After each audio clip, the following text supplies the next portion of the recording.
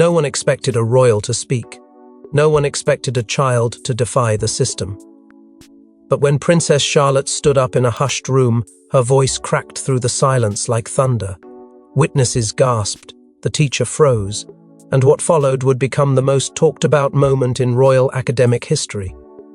Before we go deeper into what this really means for the royal family, make sure to subscribe so you don't miss a single update.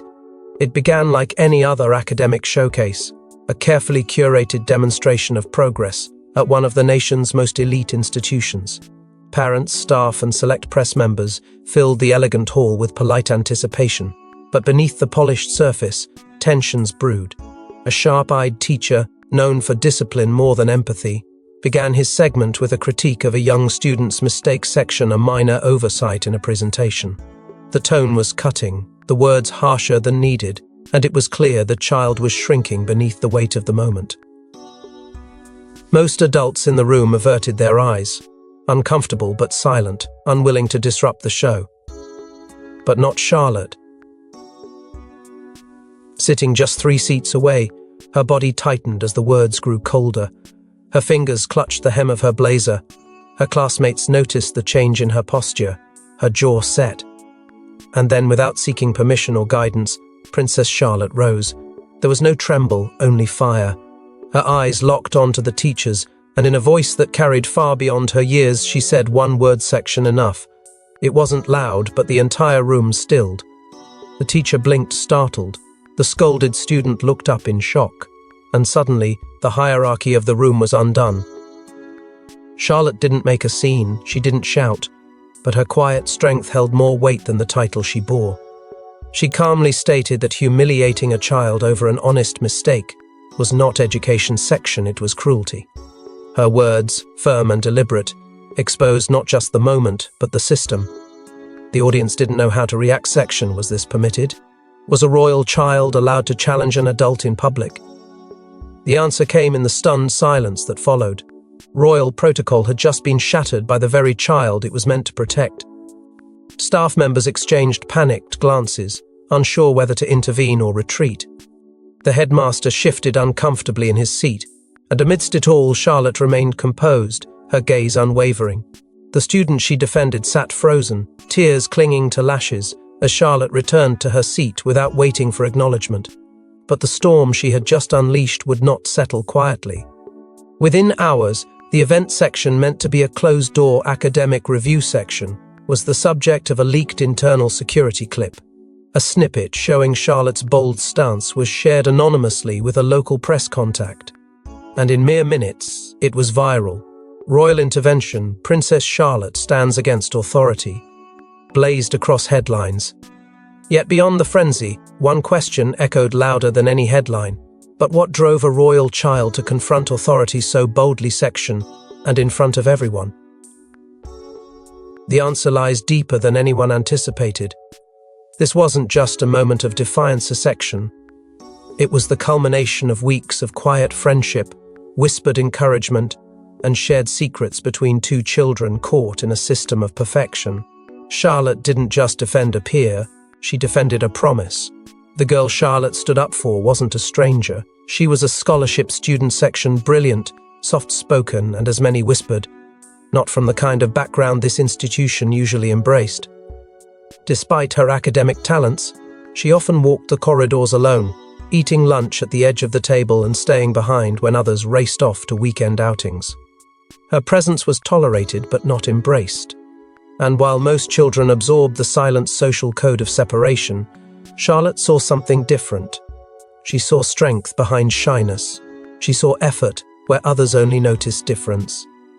And over time, what began as shared glances and quiet smiles turned into hushed conversations during library periods, and coded notes slipped between books. Charlotte, whose life had always been under the magnifying glass of tradition, found something rare in this friendship section: genuine equality. No titles, no expectations, just the truth of two girls navigating a world that judged both of them by standards they never agreed to.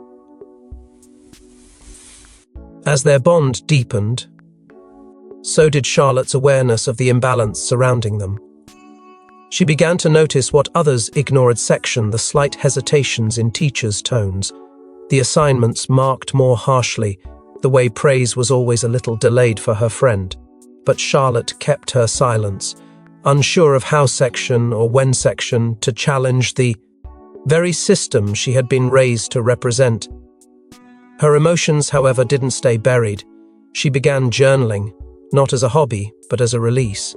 In the privacy of her handwritten pages, she poured out her confusion, her anger, her guilt. Entries revealed the growing conflict within her. How could she speak when silence was expected of her? What would happen if she broke the rules not of the school but of royalty? And yet one entry stood out: section, a small decisive sentence written in ink smudged by what looked like a tear. Next time, I won't stay quiet. That next time came faster than anyone predicted. A week before the public incident, she had witnessed the same teacher sharply rebuke her friend in private. The words stung, but Charlotte froze. She watched from the corner, heart pounding, as her friend lowered her head and accepted the scolding in silence. That night, the two met under the guise of group study and made a pact. If it happened again, one of them would speak, no matter the cost. They promised each other that silence would never be the safe choice again. And so, when the teacher's voice rose once more in the full glare of a demonstration, it was not a spontaneous rebellion. It was a promise kept. It was weeks of internal war erupting into a single moment of unwavering clarity. It was loyalty louder than fear. In that instant, Charlotte wasn't just a royal child section, she was a protector, a witness, and a friend who refused to let another moment of quiet injustice pass unchallenged. Still, this act of courage had consequences: section, and the storm that followed would reach the highest corridors of the palace. It wasn't an isolated incident. Whispers from past students began to echo louder. And suddenly, the teacher at the center of this royal controversy was no longer just a face behind the podium: section, but a name linked to a troubling pattern. Image. The school had carefully crafted section of an institution rooted in honor, excellence, and impeccable discipline. Section began to fray at the edges. Beneath the polished surface of tradition and elite decorum, cracks appeared. For years, this teacher had walked a tightrope between rigid professionalism and something more unsettling: emotional domination disguised as discipline. Students whispered about his sharp remarks, the way he made eye contact feel like exposure, and how he preferred control over compassion. But nothing ever stuck. He had allies in the administration, and more importantly, he had a reputation for producing results. Parents had raised concerns, but those voices were always softened: section, if not silenced section, by bureaucracy. Meetings were held, apologies made, but change never came. Until now, when Princess Charlotte disrupted the system, it triggered something far larger than a classroom protest. It opened a door that many had been waiting years to walk through. Anonymous messages flooded private parent groups. Alumni sent emails with subject lines like, "I thought it was just me." Testimonies, some years old, were quietly compiled by a small group of guardians who had long suspected the problem went deeper than poor judgment. One story in particular broke the cycle of silence. A former student, now in university, came forward with a memory that mirrored Charlotte's moment. She described being humiliated in front of her peers for mispronouncing a word during a reading session. The teacher's ridicule, she said, wasn't just about the mistake: section. It was about breaking my confidence on purpose. She had never spoken up, fearing the backlash, the disbelief. But Charlotte's defiance lit a fuse she could no longer ignore. Behind the walls of the school, a collection of internal reports began to resurface: a section. Some filed, others buried. Under the weight of inaction. Administrators who had once dismissed parental complaints now found themselves under scrutiny. There were documents noting unconventional discipline strategies and warning signs red-flagged by junior staff. Yet somehow, nothing had been escalated. The paper trail was real, but until the right spotlight had been cast, it was hidden in plain sight. Even then, the teacher wasn't immediately removed. Royal association complicated matters. He had taught Charlotte. He had been entrusted with a royal presence. To admit his fault meant acknowledging the palace's oversight in placing her in that environment. For a time, silence became strategy. The institution stalled. Damage control meetings were held. Statements were drafted, softened and retracted. And for a brief, uneasy moment, it seemed the teacher would be protected section not because he was innocent, but because the scandal was too large to process all at once. But the problem had evolved beyond control. The court of public opinion moved faster than protocol. Every attempt to contain the backlash only made the silence feel more complicit. The illusion of isolation collapsed as testimony after testimony painted the same portrait section of fear cultivated, of confidence crushed, of a system unwilling to confront one of its own. The walls were closing in, and this time the royal connection offered no shield. Because what began as a child defending a friend had now become a referendum on the integrity of the entire institution. But as the palace scrambled to contain the narrative, an unexpected player emerged to reshape the fallout entirely. She didn't raise her voice, she didn't make a scene. But when Princess Catherine entered the school the next morning, a hush swept over the staff room. Behind her silence was thunder section, and behind her eyes, the full weight of a mother and a future cue. There was no formal announcement, no cameras, no royal procession, just the measured arrival of Catherine's private car outside the school's side entrance. The headmaster, previously rattled by press inquiries and board discussions, stood waiting, pale and uncertain. Catherine stepped out without hesitation, her stride calm but purposeful. Those who saw her enter later described the atmosphere as changing instantly. The usual buzz of staff chatter fell into dead quiet. No one needed to be told who had just arrived or why. This was no ceremonial visit section. This was an intervention cloaked in royal restraint. In a closed-door conversation that lasted less than 20 minutes, Catherine addressed the headmaster not as a duchess or future queen, but as a mother who had reached her limit. She didn't lecture, she didn't threaten.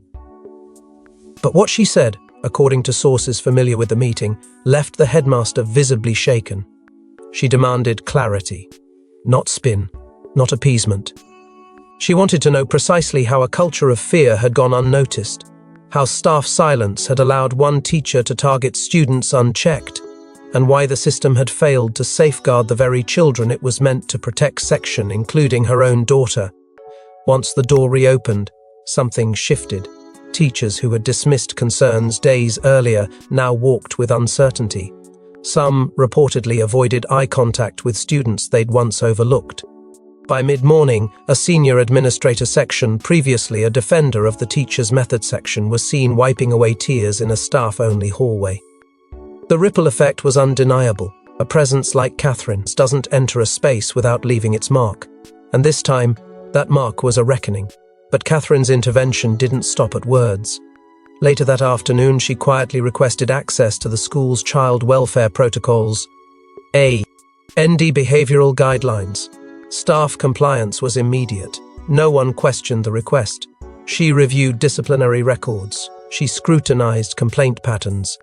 She consulted with child development specialists in her personal network, seeking input on best practices for psychological safety in elite educational environments. What had been a moment of public embarrassment was being recalibrated by Catherine into a full audit of the system itself. Then, without warning or fanfare, she made her way to Charlotte's classroom. No entourage, no warning, just Catherine at the doorway. As she stepped in, the room froze. But she didn't speak. She didn't need to. Charlotte looked up, and their eyes met. Catherine simply nodded section once, firmly section, and left. For the young princess, that nod meant everything. It was permission. It was pride. It was an unspoken declaration you were right to speak. Yet, while Catherine navigated with royal restraint, someone else in the palace was fuming behind closed doors. He'd remained calm through global scandals. He'd stood composed during media storms.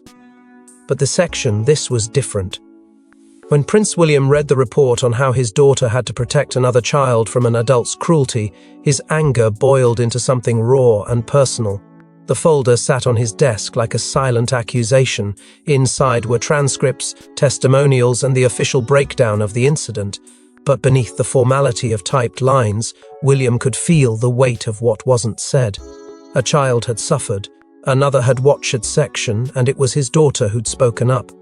Not the adults, not the staff, not the institution, Charlotte, alone. His fingers tightened around the edges of the report. What enraged him most wasn't just the event itself section, it was the system's quiet complicity, a culture that enabled silence, a structure that expected obedience. Even in the face of injustice.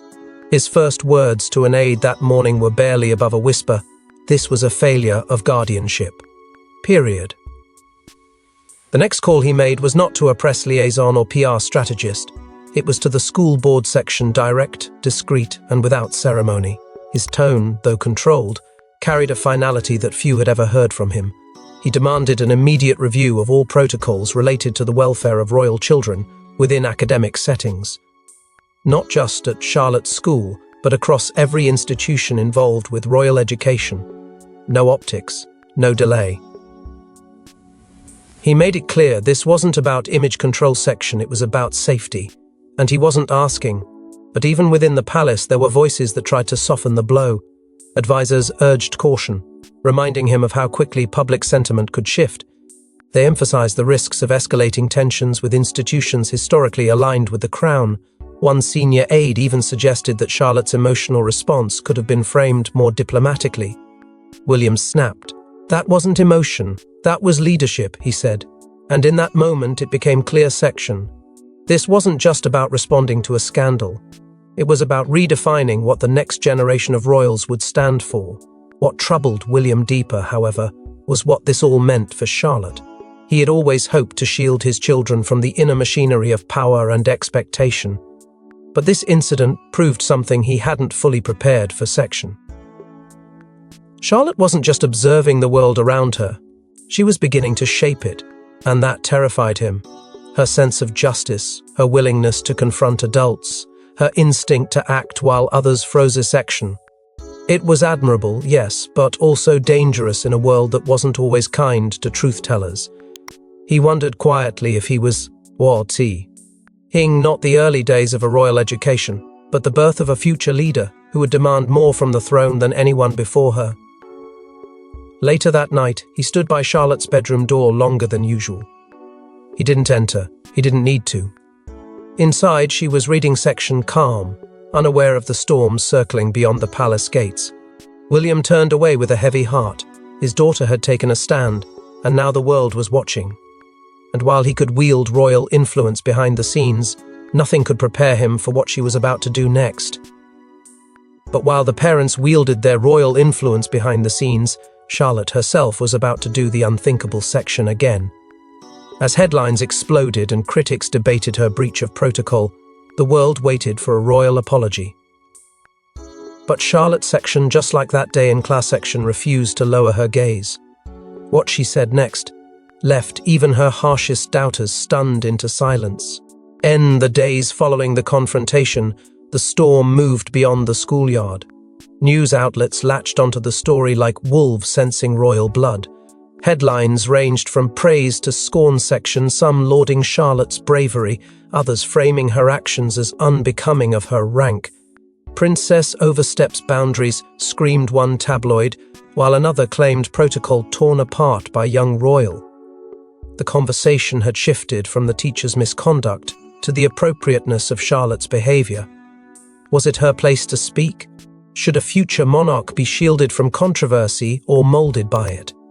The noise was relentless.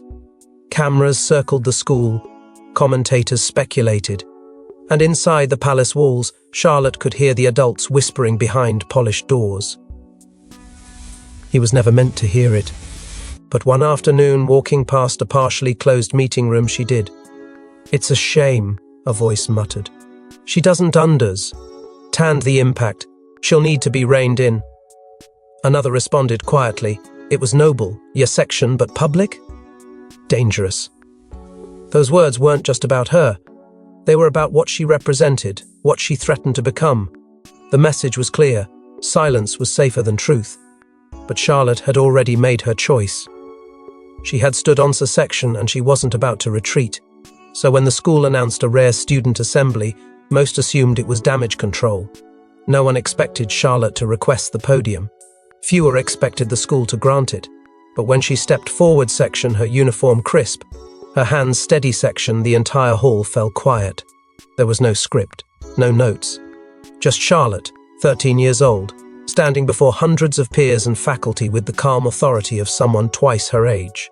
"There's been a lot of talk," she began, "about what I did, about what I should have done, about whether it was appropriate." She paused, scanning the silent room, but no one's asked why it happened in the first place. She spoke without hesitation. She described witnessing her classmate humiliated. She spoke of silence that felt like betrayal. And finally, with a voice stronger than any had heard before, she said, "Kindness isn't against the rules, and if it is, then maybe the rules need to change." One teacher reportedly dropped their pen. Another wiped their eyes. The silence that followed wasn't awkward section, it was reverent. Then, like a spark hitting dry wood, applause erupted, loud, uncontrolled, real. Some students stood, a few cried.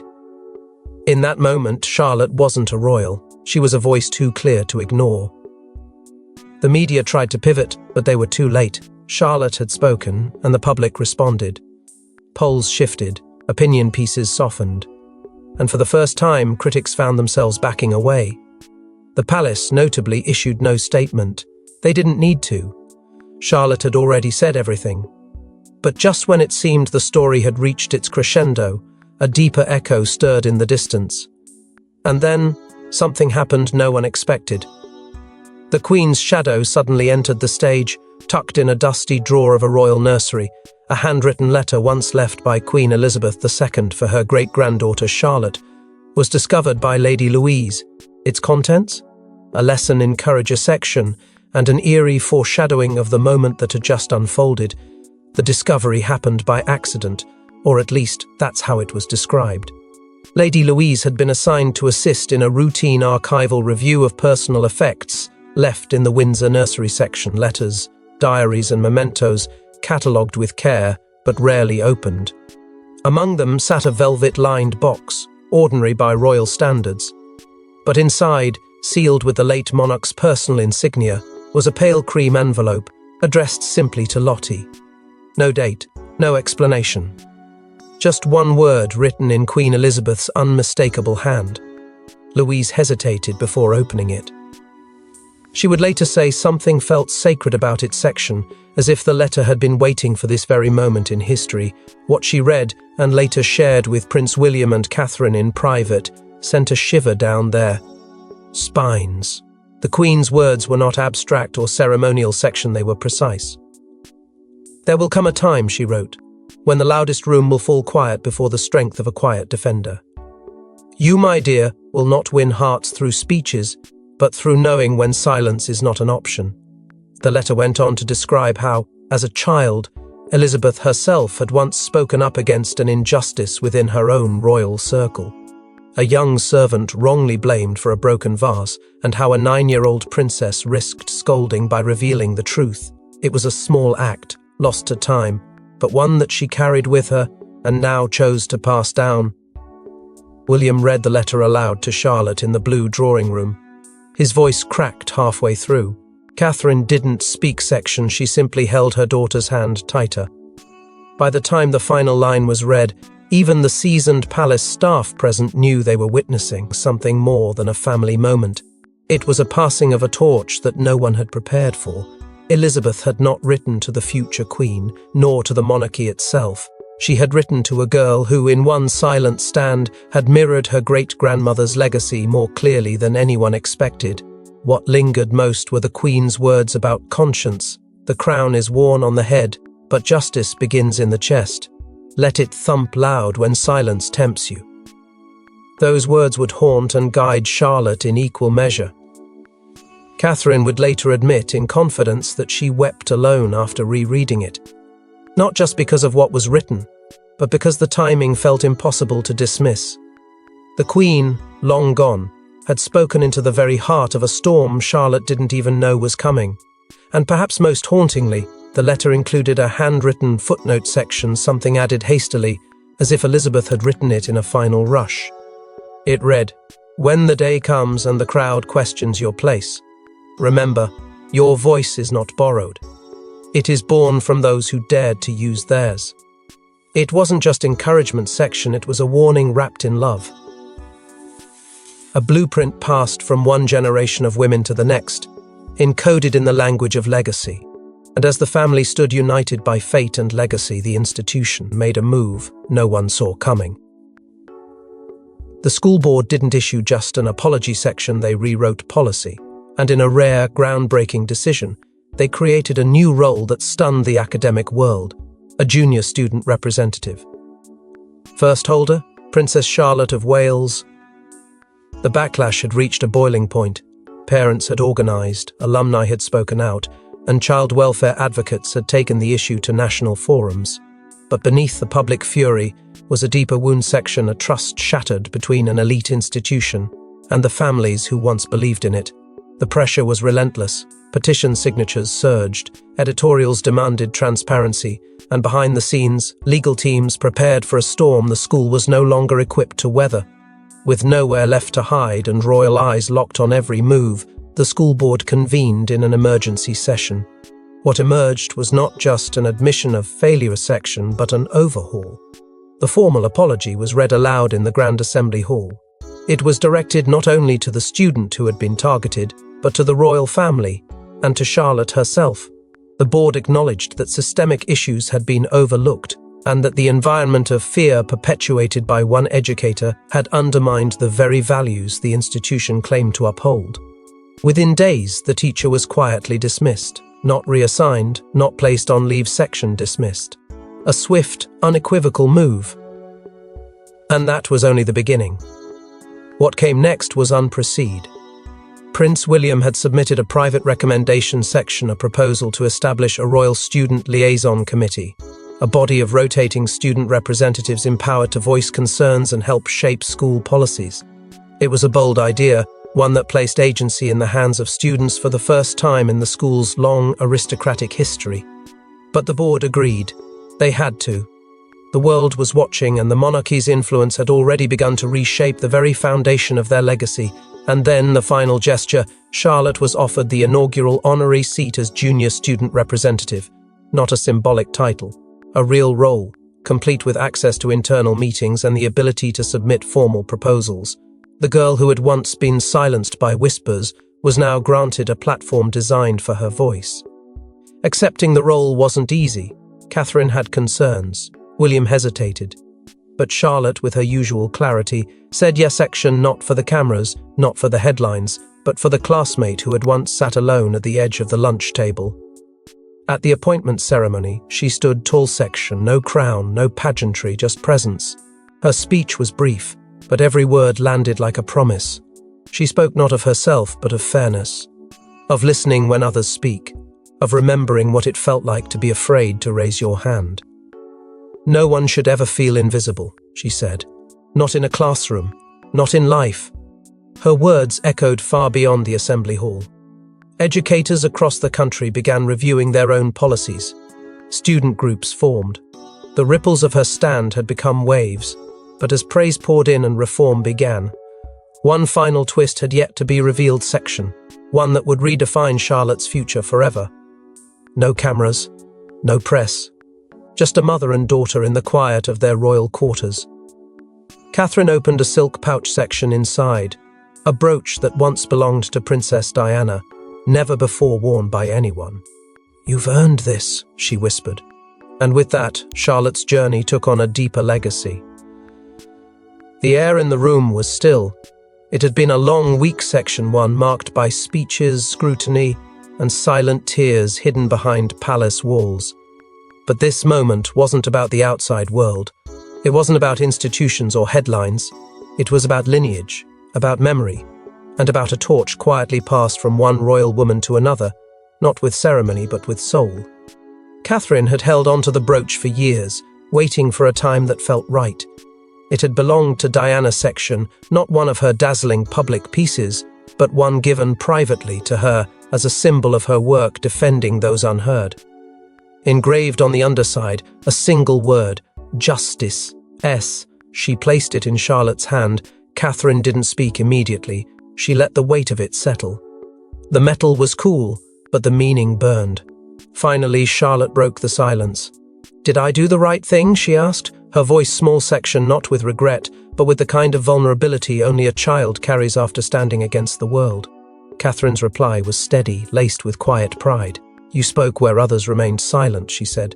"You saw what was wrong and you didn't wait for permission to fix it. That is what makes it right." For a moment they simply sat together, no fanfare, no apple, oars, just the sound of legacy being handed down in whispers. Later that evening, when Charlotte returned to her room, she didn't wear the brooch. She didn't display it. Instead, she opened the drawer of her modest school desk and placed it beside the notebook that had carried weeks of pain, confusion, and resolve.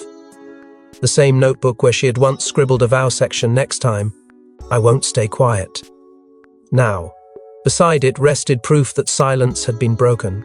The two objects sat side by side like pages of a future being written section, one with mistakes, the other with milestones. She took out a pen, opened the back page, and wrote a new line. "Next time I'll speak louder." Small act, unseen by all but the moon outside her window, was the true crown placed on her head that night. It wasn't made of gold or precious stones. It was made of conviction, of courage passed from mother to daughter, from Diana to Catherine, from Charlotte to whoever comes next. There were no cameras to capture it, but if there had been, they would have seen not a girl growing into her legacy section, but a legacy rediscovering its voice through a girl. The monarchy may be bound by centuries of silence section, but Charlotte just proved that even the youngest voice can rewrite tradition. What happens when the next test comes, and she's no longer just the student, but the symbol? Thanks for watching. Please don't forget to like and subscribe, and we will see you in next one.